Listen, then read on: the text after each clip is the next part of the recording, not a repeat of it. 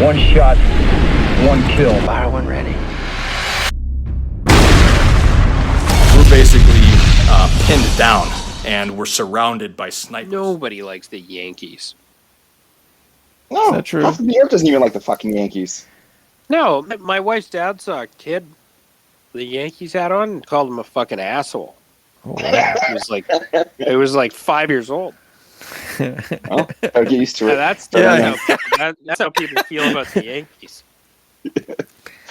That's funny. They feel popular to me as someone who doesn't watch anything about baseball or sports or whatnot. Their logo seems prevalent. Oh, yeah. And people talk They're, about them all the time. They have like a rabid fan base of morons. Yeah, pretty accurate. Okay. Yeah. Yeah. Paints the picture really nicely. Yeah. Bunch of 5-year-old fucking kids. It's just a Shovel-faced fucking losers. Jesus. wow. I could go all night. Yeah. We can dish. Yeah. I think so. I don't know. Maybe we won't do that though. Maybe we should just kick into things here. Maybe we'll dish on something else, something a little more serious. Yeah. Sure. Something a bit more fucking Sounds a little more severe. serious. Yeah. something called War Pigs here on Pinned Down with James, and Adam. We were going to do The Thin Red Line, one of the greatest war movies of all time.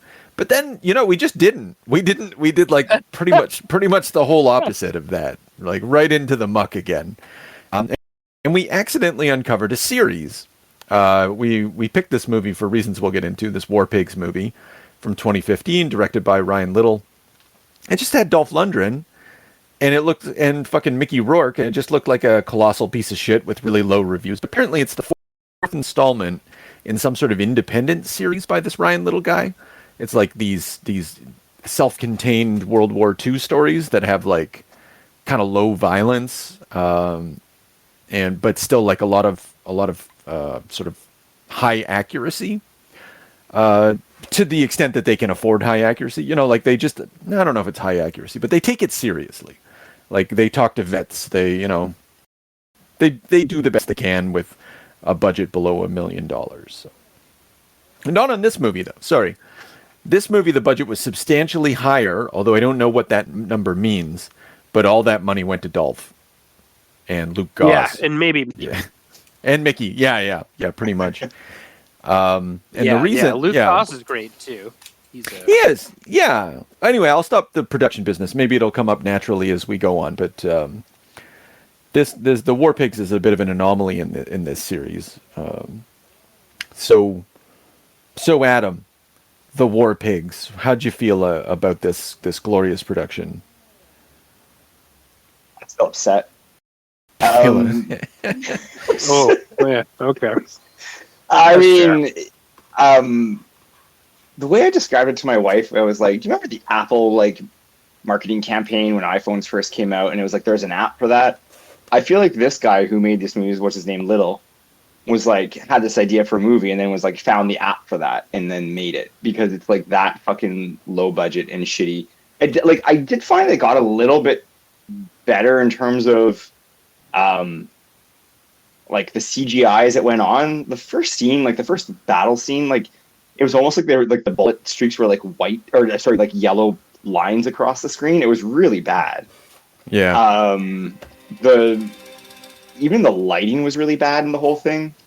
The acting was, I have no words. Mickey Rourke dressed like a cowboy colonel in World War II was really something else. His costume is incredible. Like he's got this cane and this like this flight scarf or something. Yeah. Like he's the Bloody Red Baron. He looks like, he looks like he just came dressed in his street clothes and was like, listen, this is a shit production and you're just going to film me like this. This is how I'm showing up. You guys. Yeah, that's what I imagine happened. And they were like, you know what? Yeah, okay, let's what did I described him as he seems like a retired, like a pervert pool sheriff at a vacation pool, like that like just sexually harasses the waitresses. That's what he looked like. Sounds about right. Okay, yeah. Yeah, and like, I don't know, the whole Dolph thing was very odd too. Like a French German, like he's German, but then joins the French army, but has a really bad French accent. I don't know. Maybe I missed something there. And we love Dolph. Yeah, don't get me wrong. He-Man. Like that's all I kept thinking. Fucking He-Man. Yeah, it's Childish just hero and here. like I don't know if you I don't know where you guys stand on this, but I'm fairly certain he speaks a number of languages. Oh, he must. And Yeah. and I just think that whatever his like native accent is, it's just like he can't do a put on of another accent at all. Oh, no, it's ludicrous. It's ludicrous to even behold. Yeah. But I mean, it was. Fucking had the taste of vodka. Like no, it's like D'accord. Are you serious right now? Dude, that was brutal. Yeah, and I don't know. The whole thing kind of like meandered for way longer than I thought it would. Like it was all this like weird training, and like it was kind of funny because even some of the characters were like kind of questioning what the fuck was going on. In the movie, they were like, "What are we back in basic?" And I was like, "That's kind of what I was thinking too. Like you guys are supposed to be the war pigs." Yeah. Love that the only female part was the basically the nude model for the fucking sketch scene. Yeah, I don't know. This was something. It was something. It's got me curious about the Saints and Soldiers series. I'd really like to. But okay, yeah, you're right. Like it does. Like I wrote down the knife training bit doesn't happen until 32 minutes. Yeah. And they're still giving. They're still like even then. They made them run for a mile. Okay, so wait, what's the story here? Basically, Luke Goss gets some shitty orders. He's stationed with Chuck Liddell. Chuck Liddell gets fridged, and then Luke Goss like goes on to like I guess in some sort of like commander's purgatory because the mission was a wash. So then he gets a special mission from Mickey Rourke, so he can team up with Dolph Lundgren and the War Pigs, who we first meet stealing fucking chicken eggs from a French farmer. He runs them through their paces and makes men out of them, because Mickey Rourke knows that Luke Goss can lead. And they're on a mission to destroy a Nazi superweapon, which I looked up was actually destroyed by aerial bombardment. Like this gun was real, like the millipede thing. It was a crackpot idea to. Why not? Maybe I should be careful. But as I understand it, it existed, and it was not destroyed by the War Pigs. It was in fact destroyed by aerial bombardment. Nonetheless, this is this is the story of how the War Pigs infiltrated a German base in order to destroy a Nazi superweapon. And it's about as good as that sounds. Except that I feel actually worse than it sounds. Except I feel like when we first meet some of the War Pigs and they're playing, all of them are nondescript, nothing actors. None of them really have any screen presence. I feel like I'm watching a high school play. August is okay. Yeah, I don't mind August. Oh, the lead dude? The rest all blend together. Yeah. Yeah. I think only because August gets so much screen time. Otherwise, I think I would have forgotten him completely. Because you know what? Really I did. And Preach. Yeah, August and Preach are the only two that really stand out. Yeah. That's because they end up in the they end up in the Nazi torture dungeon. I think that's York that ends up in the torture. Oh, is it York? Oh my God, you guys really paid attention. I guess. Yeah, Preacher.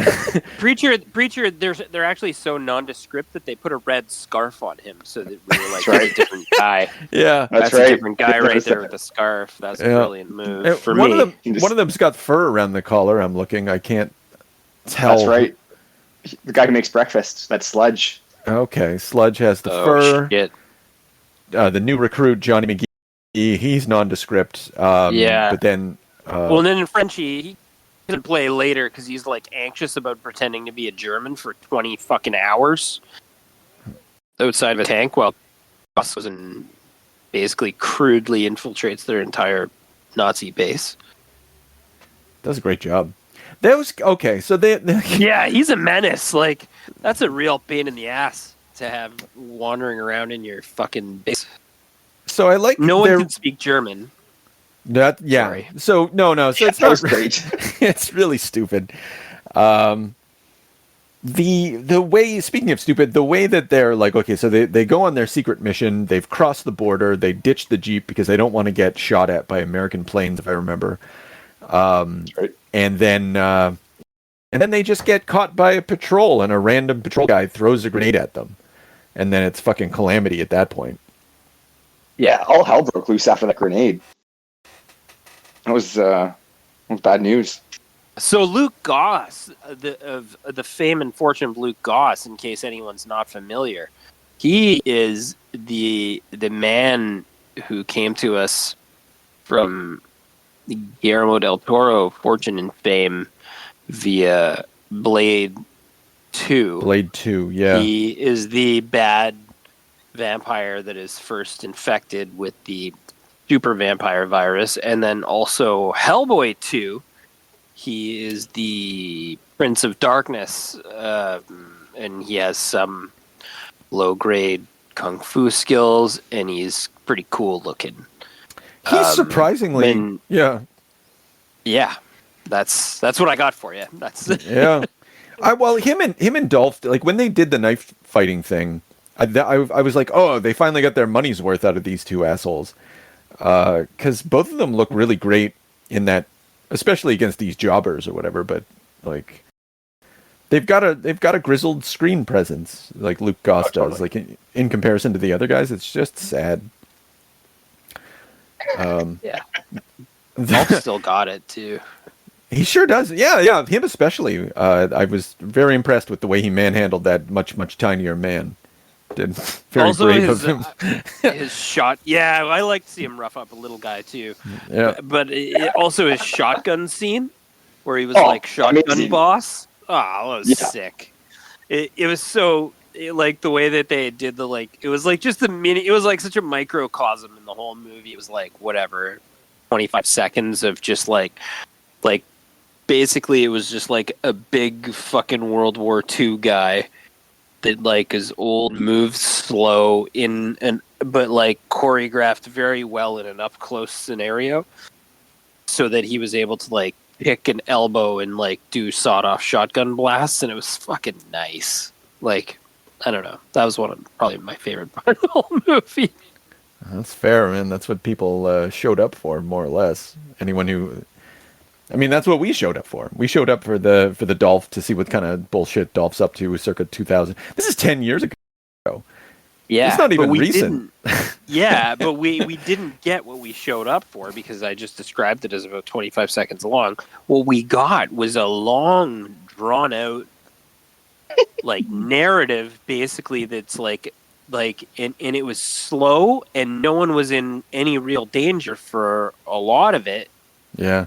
Actually, all of it, and then it was it was akin to like a high school script, like the script for Wednesday. Yeah, you ever seen any of that show recently? Yeah. It's just like it's like two teachers are putting a group of kids in line, and the script is so fucking mundane, and so are the events that happen, and even the violence is so low stakes. It's unreal. Yeah. It's particularly not surprising, but like glaring after having watched like Fury, which went out of its way to show the horrors of war. Like this Saints and Soldiers series, so far as I can tell, the Ryan Little guy, he's got kind of a connection to the Latter-day Saints, like to the Mormon Church. So he's a Canadian. He lives in Vancouver, but I guess there's Mormons in Vancouver. They're everywhere. Wow. And he wants to create these war stories that are like kind of like action. They're kind of, he doesn't say they're action adventure or whatever, but he wants to glorify the soldier in a way that, like, he's basically a propagandist in like a soft propaganda. So if Fury, I maintain is Fury is basically like a religious propaganda movie. Where, and this also is, but, just in a different register. or maybe not this one, maybe the other ones. This one was, as he put it, there were more cooks in the kitchen, so it didn't really seem to be directed by him. This is still like a very masculine story, and also like a bromance. Yeah, Bromance stacked upon man-fridging.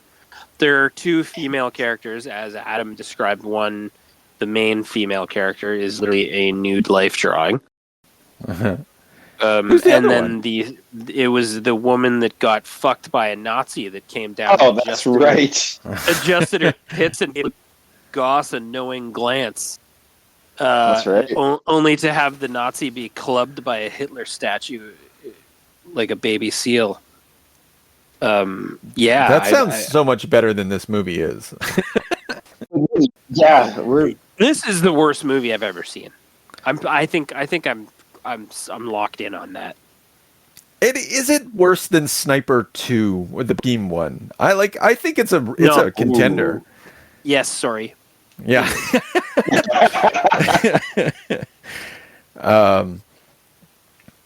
Yeah, well, the whole thing just feels like it's made for TV. When you it's meant straight to video.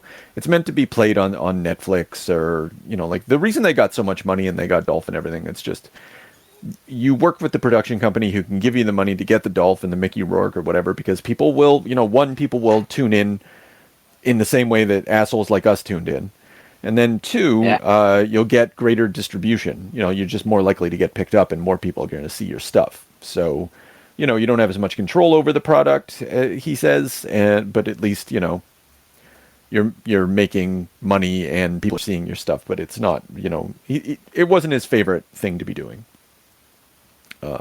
He says. How many movies in this series? Like 4? Just 4. Yeah, 6? This is the fourth and last. Oh, interesting. Yeah. So that alone was shocking that this is part of a series. Yeah. But something I kept thinking about when I was watching this, and I was reading reviews online and saw the horrendous ratings that this thing had across the board. Was who other than us who are watching this for pinned down. Who's the audience here? Oh, wait, I gave that a lot of thought. Yeah. All right, let's hear it. Oh, it's Jer. This is supposed to be played in the living room during a family gathering by someone's grandpa, but not really induce any stress really on grandpa, who would like to watch a manly World War II movie, but not get stressed out and agitated. And also be able to watch his manly World War II movie in front of everyone and not have anyone give a fuck that it's on TV either, because it's so nondescript and inoffensive. Yeah. Walk out of the room and yeah. You can walk into the room and be like, well, nothing's going on here. And then you can walk out of the room. No, that's a good point, because it's no one gets killed, right? None of the main sort of squad gets killed, and even when Dolph gets shot, it's just sort of it's okay. It's just sort of a little bit of pressure and a bandage will do it, and it's just I've never seen a war movie where someone in that main squad doesn't get shot and killed or blown up in a very emotional scene where they're crying for their mama on the ground. Same thing. The only moment that there was potential for discomfort was maybe when the Nazis captured and were torturing them, which they did using old Italian gangland style, where he just punched them in the face a few times. He didn't really nothing happened.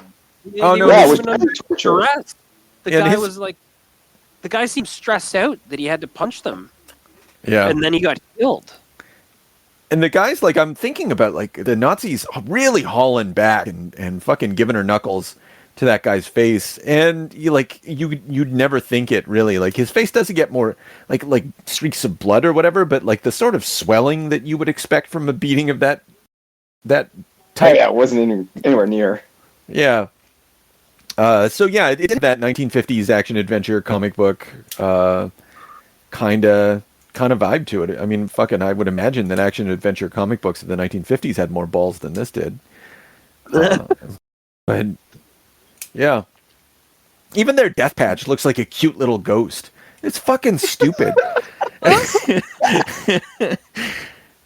your fucking nine sister stitched that or what? Like, Jesus. And who did stitch it? Did Dolph stitch that? Is he a seamstress? They stitched their own on. Yeah. The guy at the end stitches his corporal thing on. No, but who makes the patches? I mean, like, someone made those, and I think it was Dolph. I don't think no one swears. No. No one To the best says of my knowledge, there were barely any swears, that's true. and It there was rated weren't R. any There like could be more. there weren't any really aggressive language used.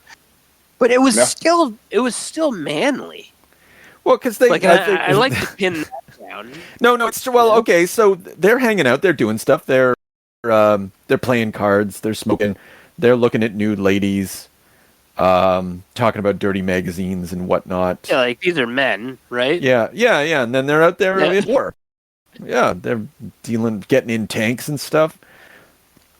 But the fact that like 50% of them are sissies is really like, I don't know, you just kind of go with it. Oh, I thought for a second I lost you guys. Sorry. Oh no, yeah. This movie lost. I'm kind of looking at it right now. Yeah, it just feels like. I mean, the Nazis look ridiculous. I don't know if they like. Okay, yeah. So they just found them in the forest, right? And he's slowly pulling out his grenade, and it's just going on forever. And they're like, what's he doing? Everything goes on forever. Yeah. Forever to get to the fucking point. Yeah. It was amazing. Like, I kept pausing the movie to see how much time was left, and I was like, you've got to be fucking shitting me right now.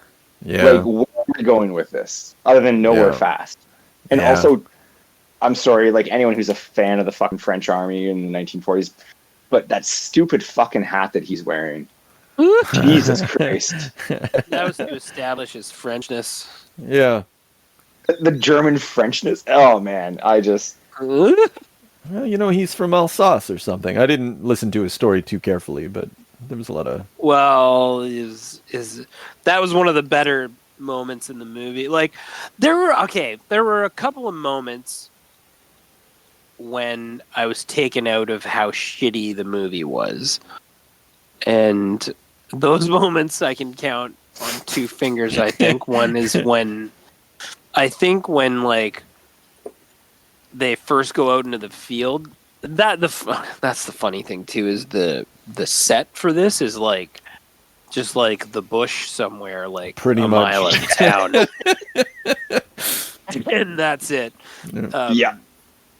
And it's just fucking. I think it's when August basically like is with them in there actually like in training, because there's potential for two different things that I think you could do with this movie. One is kill some of the nondescript guys to increase the severity of situations, which they didn't do. Maybe execute the torture sequence to make people feel uncomfortable, which they didn't do. Or have August betray one of the commanders, which they also fucking teased and didn't do. So I mean those were all the things the script like could have played out to make this semi interesting. they just pass on all of it. Yeah, that's funny. I like that diagnosis. That's a true aficionado of shitty movies. Well, you gotta give me tell me you've watched a Tarantino movie in your life or something. Yeah. Like swerve me here, bro. Yeah. Do something. No, this is just as meat and potatoes as possible. Okay, but they did use a real tank. That you surprised sometimes, me. Yeah, you sometimes don't notice it, but I was like, okay, well that's cool. They got like They two. were very careful with it. Yes, but nonetheless, it was there. And I thought that Dolph had died when he's coming out with the shotgun here now. I just saw a burning body fly across the screen. That in the Dolph era. when he's doing this. That was awesome. Yeah, like Adam was saying, the grenades and gunfire got way more aggressive in the latter half of the movie. And in the beginning, I think they were like dudes were like shaking guns and they were putting like CGI muzzle flares on them, and I was like, "What the fuck is happening?" Yeah, it wasn't really shitty. Yeah, pretty shitty opening. Yeah. Yeah, then they started really like people started getting blown up. I think there was a guy that looked like he got hit by a bit of a blast. Yeah. I think I just saw it. But a scene where Dolph he shoots the guy like point blank in the face with a shotgun. And he's on the ground. Yeah. And all it does is just like the guy just looks like he has road rash. It was great. It's a nice touch. Yeah. Spread that budget around. I thought that Dolph had died when he shot the cannon at the millipede or whatever, and the whole thing blew up in Death Star fashion. Yeah, that would have given some stakes to the movie. Yeah. I guess the Death Star thing was funny too because I thought about that when I was watching it. It was like, it's fully operational, and I was like, I've seen this one before. It's got to find the cooling vent. Yeah. Just outclassed, outmanned. Just got to infiltrate, though. That's it. Yeah, and then at the end, Mickey Rourke will just be like, give you a little bit of shit, but then give you the command that he promised you. And yeah. They really wanted a sequel, and like maybe now that we're taking a hand in this affair and bringing some awareness to this young treasure, maybe shedding there will light.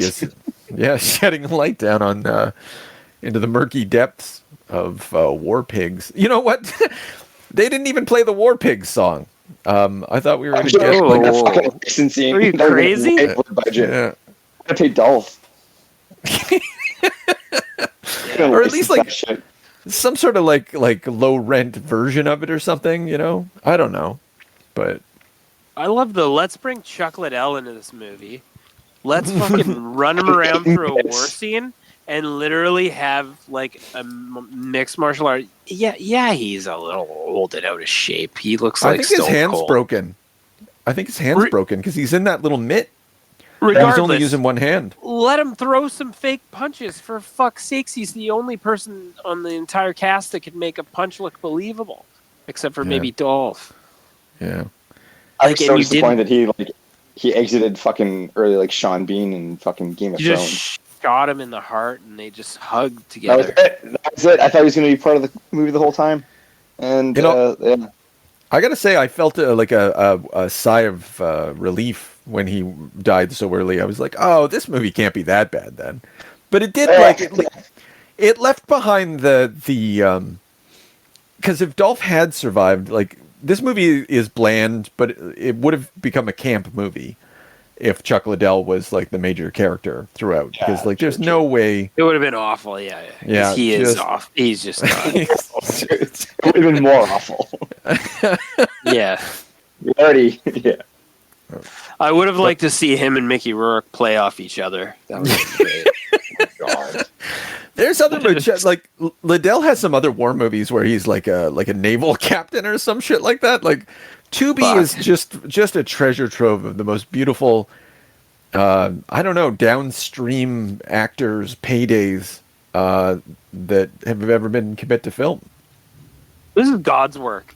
Like if you're getting paid $30,000 a year to do this, fuck yes. You know what? Oh, yes. As the director? It just as any part of this fucking production.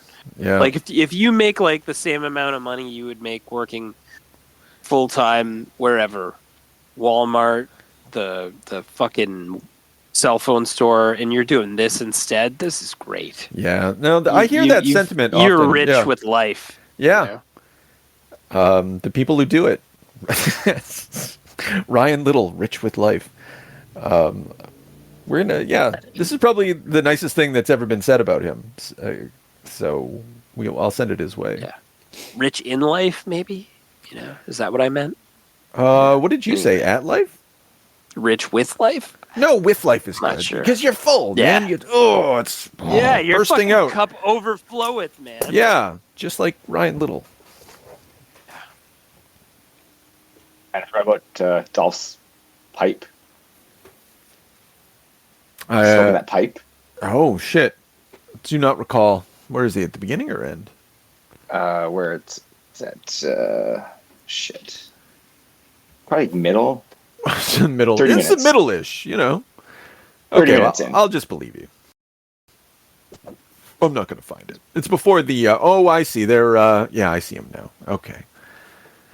What a awesome affectation. You ever smoked like a pipe, guys? No. Like that I kind ain't of taking pipe. orders from no frog. What the That was fuck? pretty- What? That was the gutsiest line in the movie. I wrote that down because I was like, he's just put you through hell for 32 minutes, and you've run your sandbags, and you felt like you're going to throw up, and he's making you do all this stuff, and he's about to make you knife fight, and you're still mouthing off. Which is why I think you're right, James. Like that character could have been like a piece of shit, you know? Like, well, he was a piece of shit, but he could have betrayed them or something, because you did get those vibes, you know. But oh well. Are we going to bother to rate this thing? Are we just going to end up repeating what the internet has to say, or we could change the rules of the game? Well, I'm watching Luke Goss kill those 3 Nazis, and I'm adding a star right here. Okay, there we go. He slit that guy's throat pretty all right. Yeah. I think though in the rating of throat slits, I can only give this 2 out of 5 throat slits. It's a little weak. That's fair. That's generous. Yeah. Yeah, because you know what? Even the throat slit. Yeah. We got clearly we got no money here. We're not doing anything. You're not even gonna do the practical effects. Like I mean, like yeah, there's no just squibs. Spray the Kool-Aid, buddy. Spray the Kool-Aid. You're gonna CGI that? Get fucked. Like, yeah. Probably more expensive to do that too.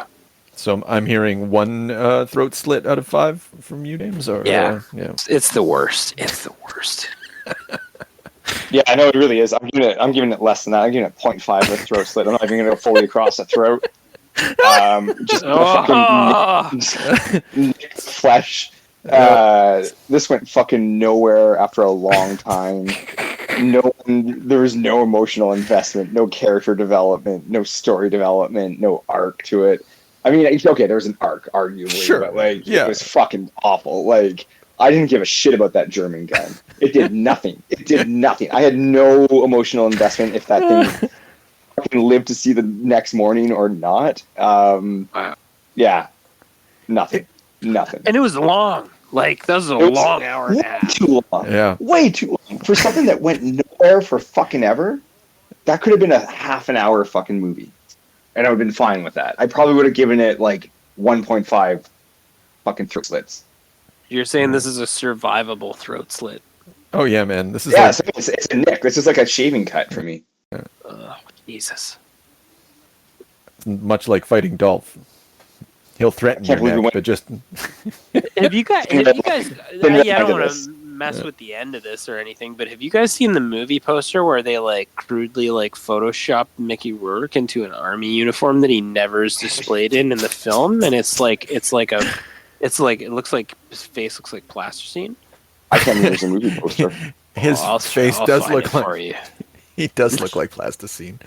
Oh man, poor Mickey Rourke. Well, anyway. Yeah. All right. I'm calling it. This movie's trash. But don't be surprised if we end up watching its prequels.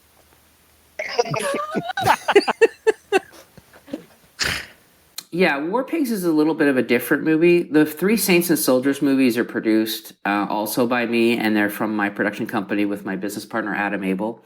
So those are really ours. You know, those are ones that we can completely control. War Pigs was a gun for hire type show where another company had seen Saints and Soldiers and said, hey, we really like Saints and Soldiers. We're doing this war film. We'd like you to direct it. And I was like, sure, you know, I'll come and do it. And, you know, in that case, those guys were really in charge of what their vision was and everything. So it's kind of like client work, sort of, you know? So if you look at the Saints and Soldiers movies and look at War Pigs, and I got this this comment a lot. They're like, is this directed by the same guy? These movies feel different. Like these two kind of feel like they're by the same guy, and this one feels different. And like a different flavor. Yeah. And that's because there's a lot of cooks in the kitchen, let's just say.